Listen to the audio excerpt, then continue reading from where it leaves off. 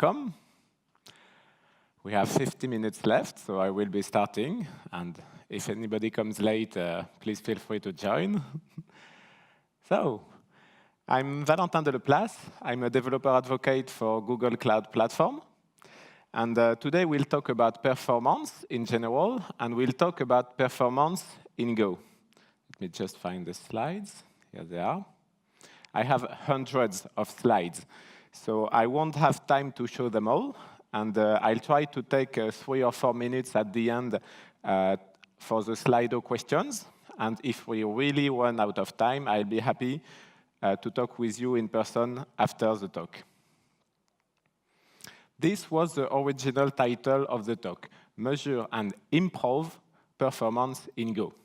And if I cheat and replace the word improve with deepen, then I get this really cool acronym, MADPIG. And then I designed the mascot for this talk. It's a MADPIG, a pig, and it's a little crazy. I must warn you that the first part of this talk is definitely about performance, but not specifically in Go. Then in the second part, I will consider some Go code, but don't expect super low HPC stuff like assembly or vectorization or CGO. It will sound more like, I have some Go software, it's not very fast, how could I make it faster? First, a vague question, what is slow software? I think everybody kind of knows what a slow application is, or a slow website, or the sluggish user interface of a vending machine. Let's take this pig as an example of a user experiencing a slow website. It's bought a flight with air agency to come to Poland, and now it's visiting the agency website to check the current status of its flight. Here it goes. OK, we have the page title and the company logo. Then we have this teasing sentence about the flight status, which will be displayed soon. The data is probably being retrieved from the database right now, as I'm speaking. Suspense, excitement, and also a bit of anxiety. The pig is thinking, what if my flight is cancelled and I can't come to GeeCON? Then our user is getting a bit annoyed and frustrated and impatient. Then at last, it gets the information it was looking for. The flight is delayed. It also gets ads and a button for a satisfactory survey. Now it's really mad and frustrated, partly because its flight is being delayed, partly because it doesn't care about the stupid ads or about the stupid satisfactory survey, but also because it had to wait for such a long time in a situation of emotional stress in order to perform a very basic check. You might think that having to wait for 45 seconds is fine in order to get a valuable information like a flight status.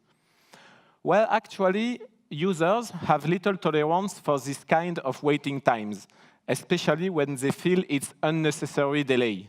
They know the agency did a poor job designing their web service, and they know the agency should do better. And I think they're right most of the time. All users, including me and you and the crazy blue pig, keep waiting seconds of their lives for many, many daily small tasks for no good reason at all. Please have empathy for this frustrated porcine user. Please don't let performance problems make your service a miserable experience to everyone. And I'm not talking only about websites here, obviously. Let's take a moment to reflect about people. 1 minute ago, we felt empathetic with the user of a website, even in the form of a cute little blue pig. Indeed, it's crucial to have a lot of empathy for the end users. Now, please consider the other side, the people making the service, and acknowledge that, first, nobody is trying to make the software slow on purpose. Second, the product managers and the designers and the back-end and front-end developers and even the sales and marketing team, they are all trying to build a great product and make it a success. And third, building and delivering fast software collectively is hard. Please have empathy with your teammates who are constantly struggling with incomplete or inconsistent specification, with impossible deadlines and budget, with frustrating tools and environment to basically be able to do their job. Performance, like unit test and documentation, usually comes last. Expected performance is often not even specified in the first place. And this is even more true as speed problems are difficult to properly diagnose and properly fix. Don't just blame the others for the software being too slow. They have all many important priorities, and performance is just another one in the stack. Working on performance usually is about taking something that is slow and making it faster. Here, 300 milliseconds is obviously better than 4 seconds. How much is too slow and how much is fast enough are, of course, important questions. And the answer is, it depends. Code reviews are extremely useful. They would deserve a lengthy talk just about code reviews. Today, we'll talk about the measurement approach: timing, profiling, tracing, stack traces. Code reviews, on one hand, provide insight about the code architecture, its intelligibility, and intuition about its expected performance. Measuring provides more accurate insight about the real-world performance of the system and helps discover problems that code reviews can't predict. I'm an experienced developer, and I have intuitions. Well, most of the time, my intuition is dispelled by the actual numbers. So on one hand, I get frustrated that my super smart intuitions turned out to be dead wrong. And on the other hand, I'm happy and grateful that my instrumentation and my measurements finally told me the unexpected truth. A rule of thumb is be frugal. Use only what you need sounds like an obvious advice. But to leverage this advice, it turns out that you need to work to discover what you need and how much it costs. The costs are usually time, CPU cycle, network latency, etc. But it may be other resources like memory, file descriptors, mutexes, dollars. In my experience, there is an interesting correlation between code quality and performance. When you successfully refactor your code to make it more legible and more decoupled, you often end up making it faster, as it's less cluttered with irrelevant instructions that were previously executed in vain, and also because some possible optimizations become obvious and easy to implement. On the other hand, if you push further in your quest for performance, you will have to give up simplicity and resort to hacks. You will indeed shave some milliseconds, but the code quality will suffer insofar as it will become more difficult to read and to reason about, more brittle and less flexible. So it's a trade-off. How far are you willing to go? A word about safety. If I had to drive on this road as fast as possible, I wouldn't feel very safe. Likewise, refactoring a system to improve its performance is not without danger. The danger is not to crash the program during refactoring. This is fine. The danger is not to end up with a slower program after refactoring. It's OK to not get successful results every time. The real danger is to introduce bugs and regressions during refactoring and not discover them until the code goes live. I would feel much better with a firm barrier on the side of the road. And likewise, you need automated tests to stay on track. Strong automated tests help you make optimization refactoring without introducing regression bugs at the same time. This is my main advice today. Focus on your bottlenecks and ignore the rest. Usually, you already have a software system. You already know that it's too slow, according to you, and you've already decided to work on making it faster. The most valuable method to do this is find the bottleneck by measuring, not guessing, fix it, and repeat. Bike shedding or yak shaving consists in wasting precious time talking about unimportant or non-existent problems. It is extremely widespread, in particular in meetings, when relying only on divergent intuition, prejudice, and hearsay of different people in the room. Please try to stick to the facts and focus on your actual bottlenecks and not on imaginary bottlenecks. What do we want to optimize? We want to focus on latencies that actually matter. It's usually either the total duration of the program execution or the response time of a user-initiated event. Here are a few things that you actually don't want to optimize. First, don't spend 2 hours optimizing a one-shot script that will execute for 20 minutes. Otherwise, you just wasted 2 hours. And second, if some processing is suboptimal, it's not very fast, but it's not the bottleneck, it's not the hot path, then leave it alone. This is my advice. And third, if a background job is slow, but nobody is suffering from it, then leave it alone from now. Okay, no big deal. Why are we doing this extra effort of improving performance? Some possible benefits of performance tuning are to increase the throughput for scalability and to decrease the cost. You might save money. But today I'm focusing on the most important goal, which is to offer a better user experience. Human seconds are more precious than machine seconds. Users have very high expectations of speed. A slow system is perceived as defective. Lags in the software decrease trust and increases stress. Taking care of the psychological safety of my users is something I regard as extremely worthwhile. Performance can be observed and improved at many levels of abstractions. Here are the high levels and the medium levels: algorithms, decoupling, data structures, regular expressions, memory allocation, etc. This is what this talk is about. I won't talk much about the lower level of abstraction, assembly, intrinsics, GPU. Anyway, it's not always a good idea to work at such a low level. And also, it's not always possible. Am I an expert on all these levels? Certainly not. Do you need to be an expert at all these levels in order to improve the performance of your system? Absolutely not. It's important, though, to adopt an open-minded detective attitude to track down the causes of slowness. All layers are suspect, all components are suspect, and a creative attitude to design improvements. Do you know the difference between response time and service time? Who knows? Not many people.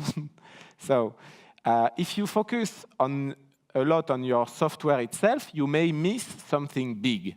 It is common to gather stats about a system that says things like, my service always responds in less than 100 milliseconds. Or here is the latency distribution of my service. This is the service time, but it doesn't tell the whole story. Here is a useful analogy. On the left, the cashier is processing one customer every 60 seconds. Super efficient. This is the service time. On the right, this specific customer will be waiting for 7 minutes before being served. That's the response time. It is very possible that the service processed a request in 100 milliseconds, but the user has been waiting for 700 milliseconds. This total latency is the response time, and it is always bigger than the service time, as it also includes the network round trip and the queuing time, in case some load balancer is queuing the request when all the service instances are currently busy. The total time is what matters for the user experience. Let's say we have a web page consisting of 3 resources, one HTML, one JS, one CSS. In the point of view of your web server, you may be thinking, whoa, each of my resources are served in 50 milliseconds or less. This is really efficient. That's 120 milliseconds for my total page, having 3 resources. Everything is fine. in the monitoring system, all the individual resources requests may be displayed together in a complex interface. And when you click on a single request, indeed, everything looks fine from the point of view of the server. Well, not so fast. What the user really experiences is certainly not a meaningful page load in 120 milliseconds. Because of the current design of the page, the resources are fetched by 3 sequential requests, and the total response time is around 2 seconds.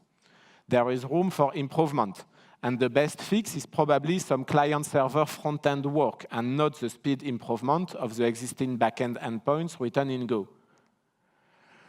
For example, inlining the most critical assets could result in a dramatically better response time. I know this is front-end work. It's not directly related to Go, and this is precisely my point. We must look at the big picture and hunt the bottlenecks wherever they are, even in the browser or in the network, outside your component written in Go. So now I will take a sample program as an illustration. In this contrived fictive sample program, I have a few page URLs and a few words on the other hand.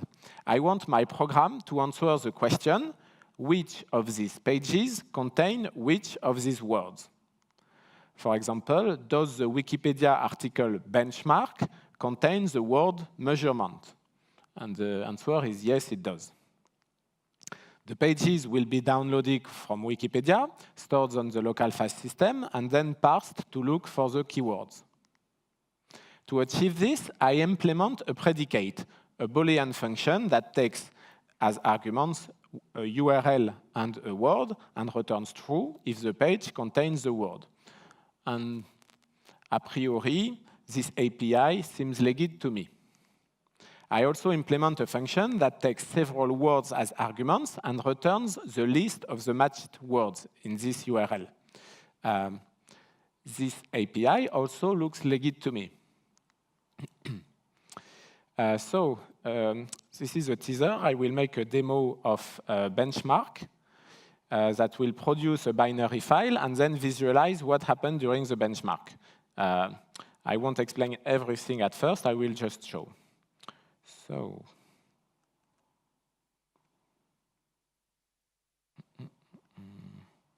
where is my mouse?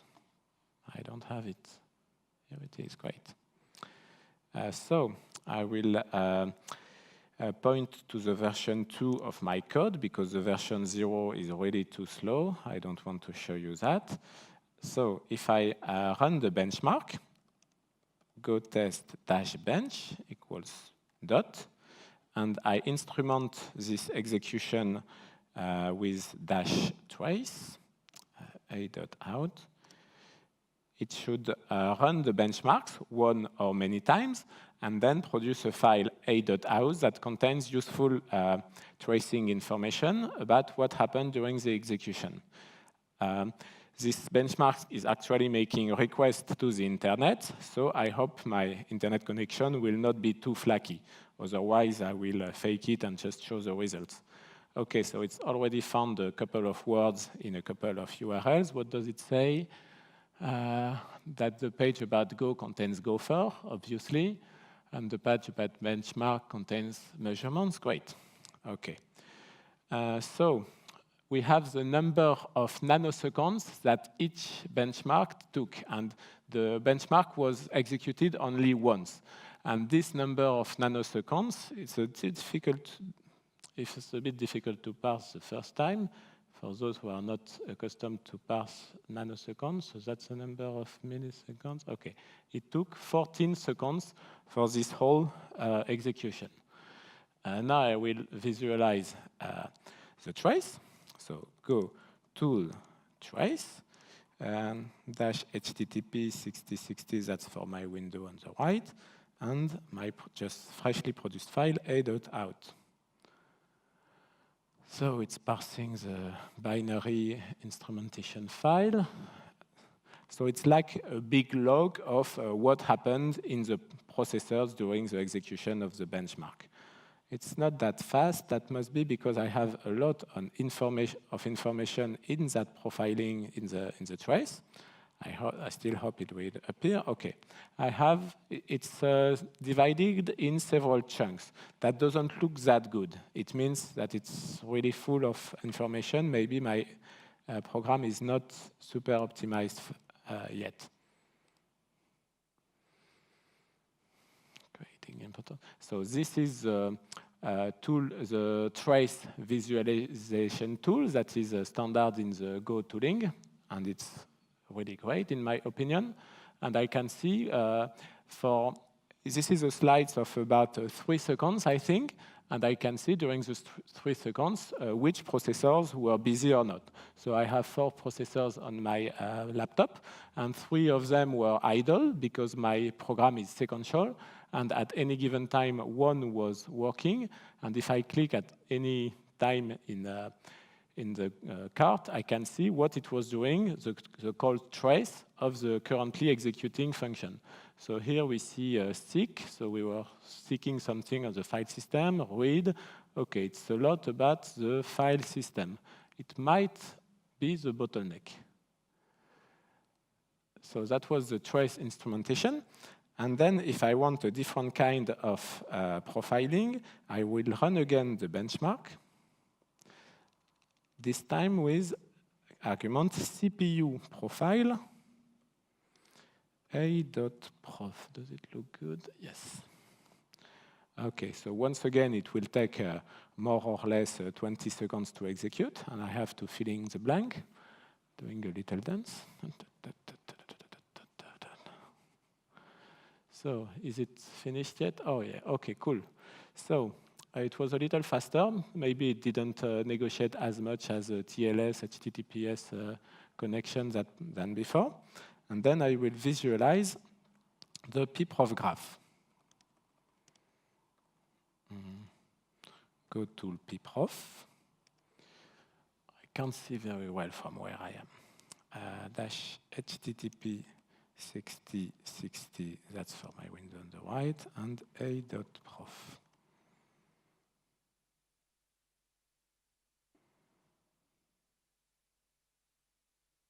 Okay, here it is. So what does this tell me? This tells me that 98% of the total execution time was spent executing my function process. This is good. All of it was spent in the function that I called web page find words, which in turn calls web page contains. So inside this box, nothing happens. Instead, this one, nothing happens. Inside this one, nothing happens. And then all the time is spent in file contains and download. So my intuition was that the network was the bottleneck in my program, but actually it seems that it's only 1% of the time. 97% of the time is spent reading a file, seeking in a file, and making a slice. Okay, this is super valuable information, actually. So that was the version 2 of my code. And if I take this information to discover the bottleneck and then look at the specific code and make improvement and measure again and make improvement and repeat, etc., I will make successive improvement. So that was version 2 of my code. And if I point to version 7, which contains several improvements, and I run again the benchmarks with Pprof. Good test. Yep, that one. It should be faster. It might even have time to, yes, it just executing 10 times the benchmark. Great. Now, if I run the visualization again,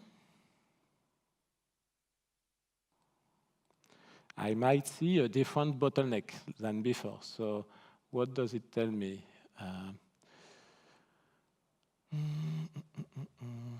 Only 35% of the total time was spent in the web page find words. So I'm like, okay, but 2/3 of the time was spent doing something else. What was it? Here at the bottom, I can see some very low-level function from the standard library, index byte body, syscall, etc. And 27% of the time was spent downloading, so it was not a bottleneck before, and now it might be one.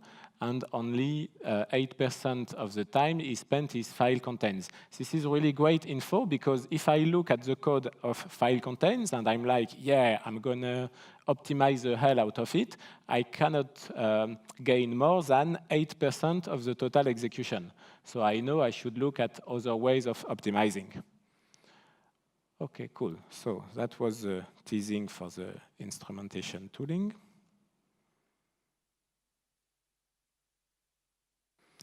One way of timing a program is a tool called time. It is available in command line in macOS, OS X, and in Linux. The timing is more relevant if the program is already compiled, which is why I run go build and not go run. We can also use the standard package log. Each line of log is prefixed with a timestamp, so this can provide valuable timing information during the whole execution. The standard tooling in Go features useful commands for testing, benchmarking, and profiling. As we've seen, each of these commands answers a different question. Go test answers the question, are my tests passing? Go test dash bench, it's for how many milliseconds does my code take. With the CPU profiler, it says, show me a graph of function calls and show me how much time is spent in each function, as we've seen on the graph. And the tracing instrumentation is about show me what my processors are doing, how many Go routines are alive at any given time, and how much memory I'm using. So actually, when you instrument with the CPU profiler or with the tracer, you should not rely on the numbers. The numbers in the output are skewed by the instrumentation. So if you want the numbers, you just run go test dash bench. But the CPU profiler and tracing, that's for insight, that's for visualization, actually, not for the actual numbers. So benchmarks. This is a powerful performance feature of the Go tooling. You write two benchmarks calling function A and B respectively, and then you launch a Go tool bench to see which one of the two is the fastest. Pprof is a profiler. Its most useful feature is the CPU profiler, which I've already demonstrated. So we can produce a graph as a SVG or view it in the local server, as I did. In the resulting graph, each box is a function and explicitly displays the number of seconds spent inside the code of this function, the total time spent in this function, including its own function calls. It's always cumulative. Huh?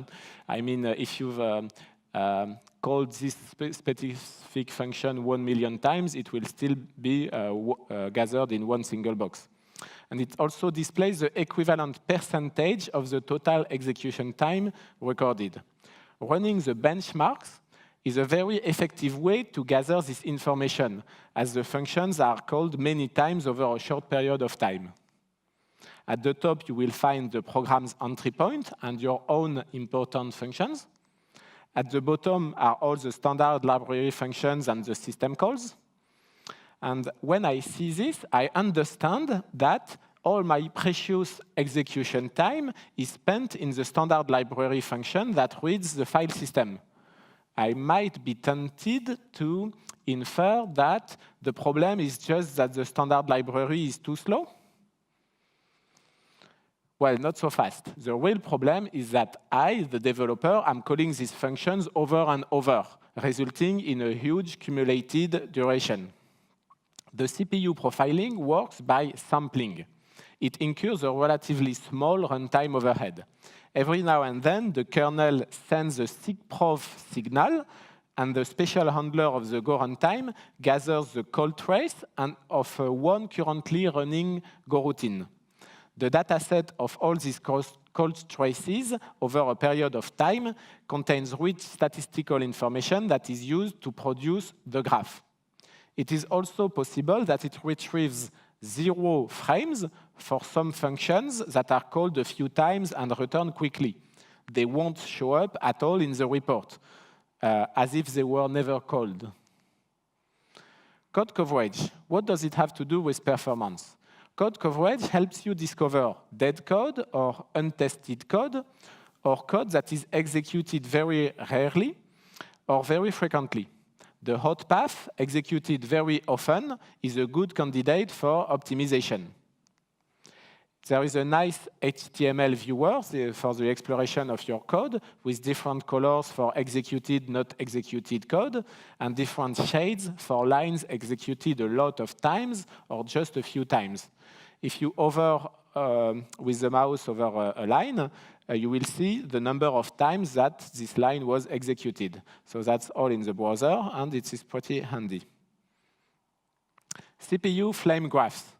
I cannot see you, so I make a poll in blindly. Who knows about flame graphs?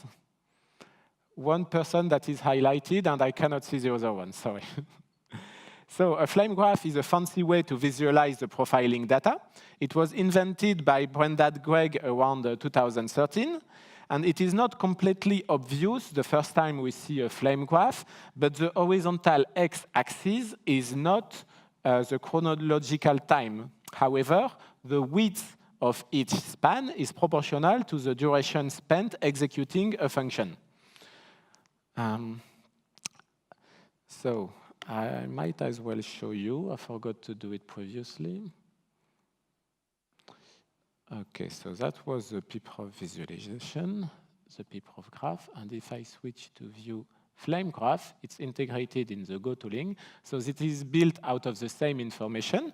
I cannot read much from where I am, but I see that some functions are taking much more cumulative time than other functions. And I can dig in as deep as I want to understand why a specific function took so much time. This is really interactive and useful to discover the root cause of the latencies. And since Go 1.11 is integrated directly in the local web server of Pprof, this is really nice.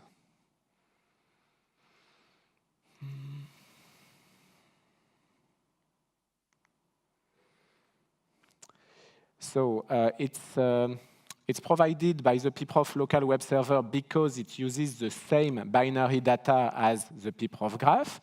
So one question is, why should I look at a flame graph if it basically displays the same information as the regular Pprof graph?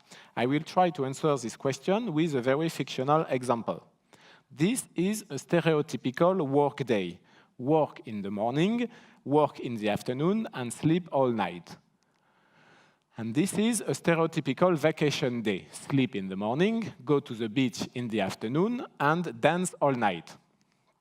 And this is what the Pprof graph looks like if you run a simulation containing some people in activity and some people in vacation. Some functions, for example, sleep, are called by everyone, but not at the same time of the day. Even with a complete set of durations annotations, even if the number of seconds of hours would be on every box and on every vertices, edges on the graph, this graph doesn't give enough information to know if going to the beach is part of work days or part of vacation days or both. Maybe some employees prefer to skip work. This flame graph, built out of the same profiling information, quickly gives the answer.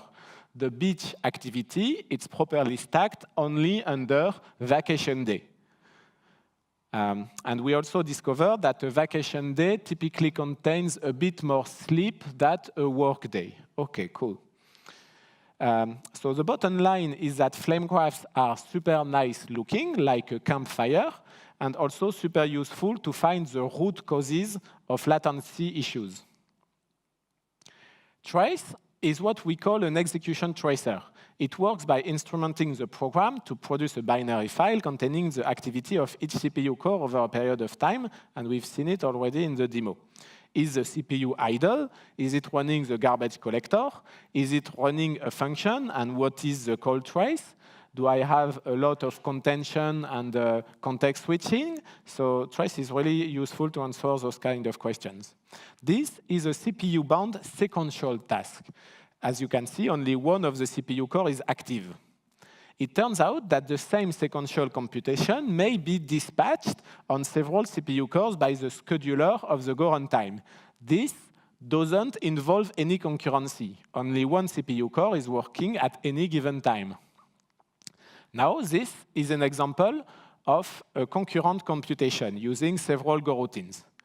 You can see that all the cores are busy.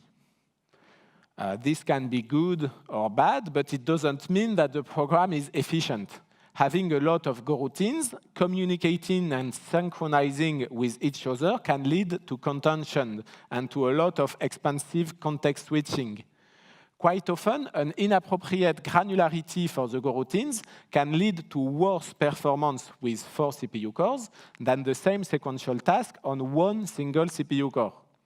The best multi-core performance is achieved when each Go routine performs a fair amount of sequential work before writing to a channel or releasing a mutex or decrementing a wait group. Concurrency is not the same as parallelism. This talk is a classic. If you've not seen it, I encourage you to do so. What do you think of this assertion?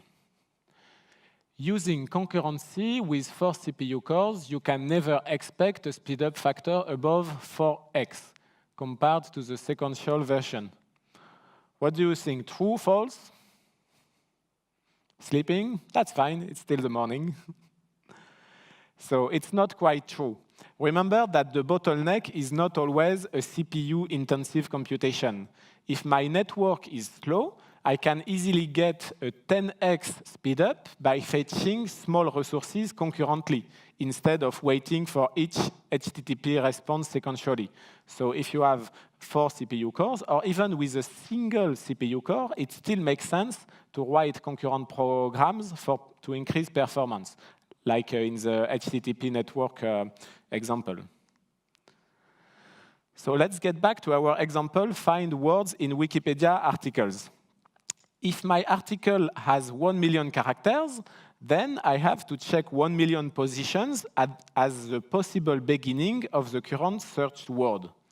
In this very naive and contrived code, the bottleneck was not the network. I was opening the file over and over in the innermost loop, which was pretty dumb, actually.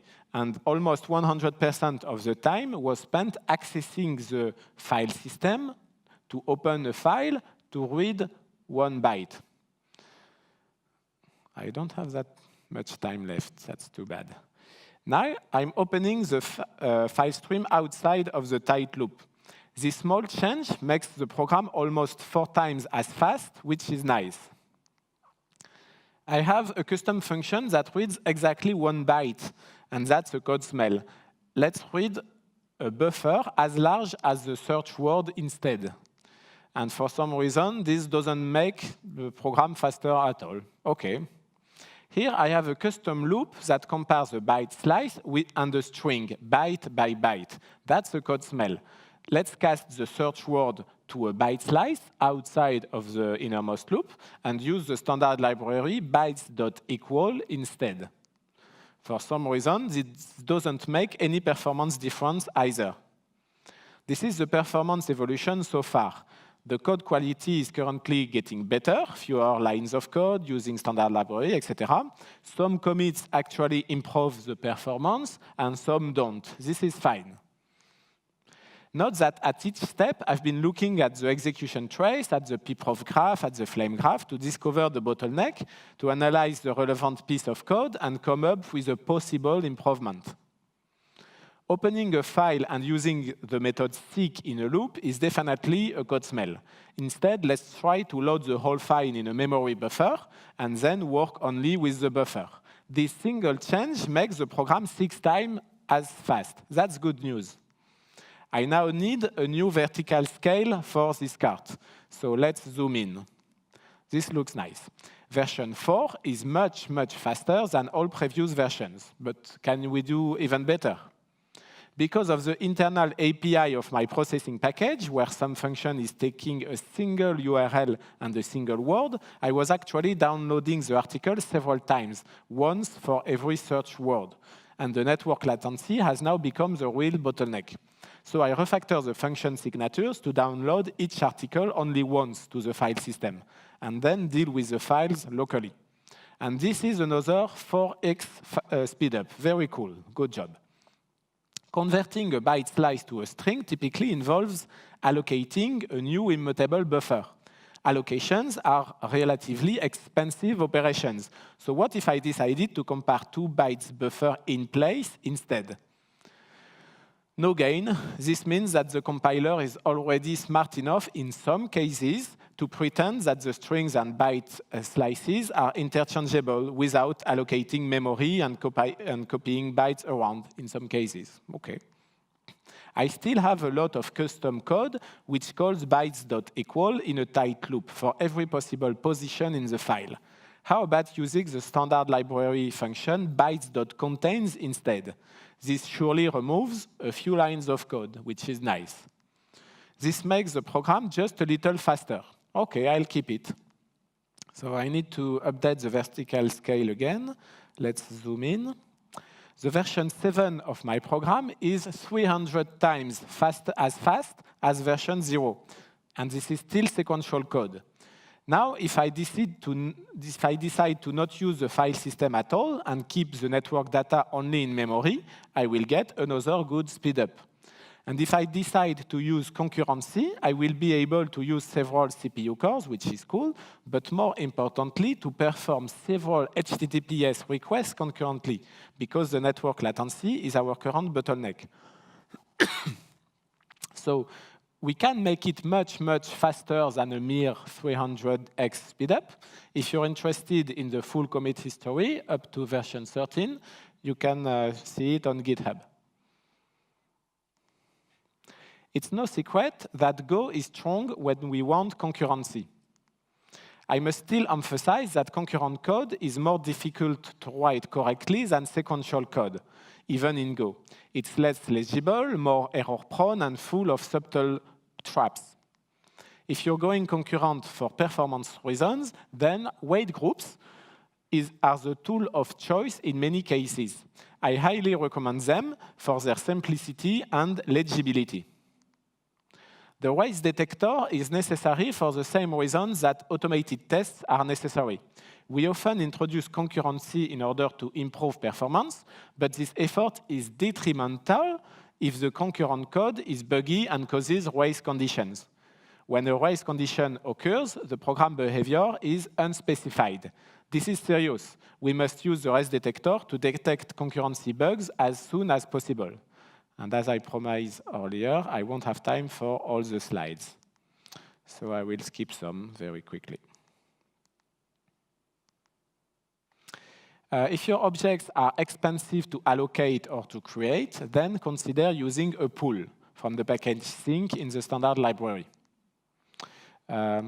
This is an example where I create a slice of ints, and it's much faster to put it in the pool and then get it from the pool if I do the benchmark than allocating it new each time. Yep. So calling a method from an interface is not free. It incurs an indirection. Usually, this is acceptable, unless you're in a very tight loop in the hot path. In this case, you may consider writing a type switch before the loop in order to force an interface variable to a concrete type variable. I'm going deeper and deeper in the levels of abstraction. So using differ has a small cost, and usually it's acceptable. The Go compiler is like an opinionated coworker that has more decision power than you do. Often it does a great job and everyone is happy. Sometimes you know more than it does about the program you're writing, but you can't just take over. Instead of fighting the compiler, it's more worthy to just work with it and try to influence it without hurting its feelings. More seriously, there are good reasons why there are not many knobs and flags for the developer to tell the compiler how to do its job. The Go team is constantly building and improving a compiler and a runtime that works well for everyone and scales to the future. Their philosophy is definitely not to have default settings, but let everyone tweak them. as for organizational reasons, this approach doesn't scale well. As developers, the best we can do is to accept to give up some large amount of control to the compiler, learn how it works, and leverage its power. It is well known that a variable on the current stack is cheaper than a variable allocated on the heap. It is not always obvious, however, when the Go compiler will decide to use the stack or to use the heap. The Go programming language specification has 0 occurrences of the words stack and heap. It is regarded as an implementation detail. However, this detail can have real performance side effects. It is useful to be able to know the decisions that the compiler is making and as a developer to help it make the best decisions. There is no hard rule that a call to make will end up in the heap just because it looks like a malloc. And if the compiler proves that it doesn't escape, it will go to the stack. Likewise, just because a variable is declared locally in a function doesn't imply that it will always be in the stack. It is perfectly valid to take the address of a local variable, and in that case, the compiler has no choice but to allocate it in the heap. So there is an escape analysis that will decide if it can go safely to the stack, and chases the escape analysis can be almost as much fun as going to an escape room game with friends. So you would run go build with this flag, with this argument gc flag equals -m to discover which variable escape or not. I'm really running out of time here. So calling a function is not free, so the less you have, the better. I mean, at a low level. And you can chase the inliner, which is also a lot of fun. It's a popular sport to have the Go compiler inline a specific function. It must be short, it must be simple, it must be a leaf, etc. So here is an example of some inlining going on. Okay, as long as it is safe and short, the compiler keeps on inlining, and the result is more efficient than having function calls, because function calls have a cost. And you can discover which functions are inlined or not, also with the same argument, gc flag equals -m. Bound check elimination, it's not obvious at first, but if you add one line at the beginning of this function, it makes it faster, because the compiler can correctly infer that if it goes until up to line number 2 without panicking, then it doesn't need to make the subsequent bound checks. String versus byte, but I have no time, unfortunately. The stop the world problem with a garbage collector doesn't occur much anymore. I mean, the garbage collector has much improved over the 6 last years, and now stop the worlds are not that frequent and very short, less than 10, usually less than 1 milliseconds. Garbage collector tuning, but I don't have time. I will jump straight to the conclusion. Don't use unsafe, don't use CGO. This is not always a good idea. So what are good ideas? Pprof, trace, flame graphs, race detector, weight group. Those are all really valuable tools. If you want to take just one picture, take this one, because all those tools are extremely worthwhile. And just before I say thank you to everyone, I will see if we have questions on Slido. No question? No. Great. So I can show again my valuable things slides. And then thank you everyone for listening to me today.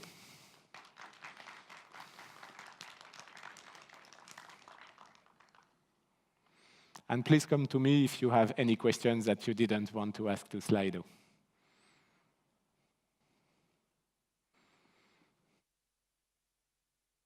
Pas grave. No, okay.